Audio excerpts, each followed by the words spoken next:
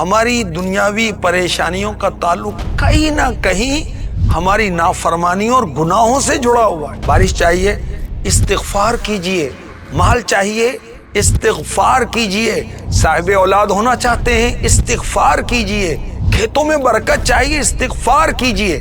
جب ہم سچے دل سے استغفار کریں گے، توبہ کریں گے، رب کو راضی کریں گے تو رب تبارک و تعالی گناہوں کو بھی معاف فرمائے گا، اپنی رحمتوں اور نعمتوں کے دروازے بھی کھول دے گا۔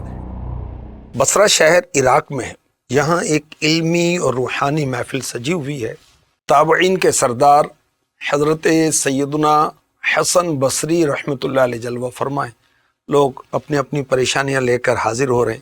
ایک شخص جس کے چہرے پر پریشانی کے آثار ہیں حاضر ہو کر عرض کرتا ہے، اے امام، خشک سالی نے تباہ کر دیا، بارش نہیں ہو رہی، کھیتیاں سوکھ رہی ہیں، جانور پیاسے ہیں اور پیاس سے مر رہے ہیں، دعا فرمائیں، کوئی وظیفہ دیجیے۔ حضرت امام حسن بصری رحمۃ اللہ علیہ نے بڑے اطمینان سے فرمایا، اللہ پاک سے استغفار کرو۔ یہ شخص چلا گیا۔ دوسرا شخص حاضر ہوتا ہے، اس نے کہا کہ حضرت، کمر توڑ دی غربت نے، تنگ دستی نے جینا محال کر دیا، رزق میں برکت نہیں ہے، پریشانی بہت ہے۔ آپ نے فرمایا، رب کے حضور استغفار کی کثرت کرو۔ تیسرا شخص حاضر ہوتا ہے، آنکھوں میں مایوسی ہے، بڑی حسرت کے ساتھ بیان کرتا ہے، حضرت، شادی کو عرصہ ہو گیا، اب اولاد نہیں، اولاد کی نعمت سے محروم ہوں۔ آپ نے فرمایا، رب کے حضور استغفار کی کثرت کرو۔ چوتھا شخص آیا، زمیندار تھا، عرض کرتا ہے، حضور، زمین پر محنت تو بہت کرتا ہوں، پیداوار کم ہوتی ہے، ایسا لگتا ہے کہ زمین سے برکت اٹھ چکی ہے، کچھ حل ارشاد فرمائیے نا۔ فرمایا، اپنے رب کے حضور استغفار کرو۔ ربی بن صبیح رحمۃ اللہ علیہ یہ منظر دیکھ رہے تھے کہ حضرت نے 4 کو ایک ہی وظیفہ دیا۔ عرض کی، حضور، بندے مختلف، حاجتیں مختلف، نسخہ آپ نے ایک ہی بتایا، کچھ سمجھ میں نہیں آیا۔ اللہ والے ہوتے ہیں اور اللہ کے کلام سے شغف رکھنے والے ہوتے، ان کی نظر میں ہر وقت قرآن کریم اللہ کا کلام ہوتا ہے۔ حضرت امام حسن بصری رحمۃ اللہ علیہ نے سورہ نوح کی آیات تلاوت کی۔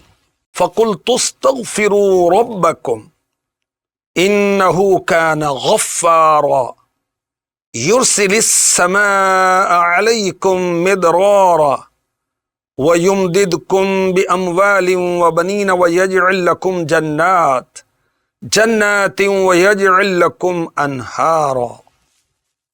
ترجمہ، تو میں نے کہا، اے لوگو، اپنے رب سے معافی مانگو، بے شک وہ بڑا معاف فرمانے والا ہے، وہ تم پر موسلا دھار بارش بھیجے گا اور مالوں اور بیٹوں سے تمہاری مدد کرے گا اور تمہارے لیے باغات بنا دے گا اور تمہارے لیے نہریں بنائے گا۔ سبحان اللہ۔ بارش چاہیے استغفار کیجئے، مال چاہیے استغفار کیجئے، صاحب اولاد ہونا چاہتے ہیں استغفار کیجئے، کھیتوں میں برکت چاہیے استغفار کیجئے۔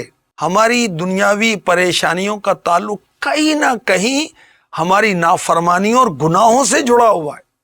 جب ہم سچے دل سے استغفار کریں گے، توبہ کریں گے، رب کو راضی کریں گے تو رب تبارک و تعالی گناہوں کو بھی معاف فرمائے گا، اپنی رحمتوں اور نعمتوں کے دروازے بھی کھول دے گا۔ اللہ کریم پسند فرماتا ہے استغفار کرنے والے کو۔ کثرت استغفار کی برکت سے پریشانیاں دور ہوتی ہیں، تنگیاں دور ہوتی ہیں، رزق میں برکت ہوتی ہے، ظالم حکمران کا ظلم بڑے، دین کو نقصان پہنچ رہا ہو تو اپنی اور اس حکمران کے لیے کثرت استغفار حفاظت کا سبب ہے۔ دلوں کا زنگ صاف ہوتا ہے استغفار سے۔ جو دن میں 70 مرتبہ استغفار کرے، اللہ کریم اس کے 700 گنا معاف فرما دیتا ہے۔ میرے پیارے نبی مکی مدنی صلی اللہ علیہ وسلم کثرت کے ساتھ استغفار کرتے ہیں۔ اللہ اکبر۔ سارے نبی معصوم، میرے نبی سارے نبیوں کے بھی سردار، سید المعصومین، گناہوں سے پاک، قسم کھا کر فرمایا، خدا کی قسم میں دن میں 70 ٹائم 70 مرتبہ سے زیادہ اللہ پاک سے استغفار کرتا ہوں، اس کی بارگاہ میں توبہ کرتا ہوں۔ استغفار کا مطلب کیا ہے؟ گزشتہ گناہوں کی معافی مانگنے کو استغفار کہتے ہیں۔ ہر آدمی ہم جیسا جو ہے گناہ گار ہے، اور بہتر کون ہے؟ اللہ پاک سے جو توبہ کرتا ہے۔ توبہ کرنے والوں کے گناہ اللہ پاک لکھنے والے فرشتوں کو جو کرامن کاتبین ہیں بھلا دیتا ہے، اس بندے کے اعضاء کو بھی بھلا دیتا ہے، جس زمین پر اس نے گناہ کیے اس کو بھی بھلا دیتا ہے۔ حدیث قدسی اللہ پاک نے فرمایا، میرے بندو تم سب گناہ گار ہو مگر جسے میں نے بچا لیا، مجھ سے مغفرت کا سوال کرو میں تمہاری مغفرت فرما دوں گا، اور تم میں سے جس نے یقین کر لیا میں بخشنے پر قادر ہوں، پھر مجھ سے میری قدرت کے وسیلے سے استغفار کیا تو میں اس کی مغفرت فرما دوں گا۔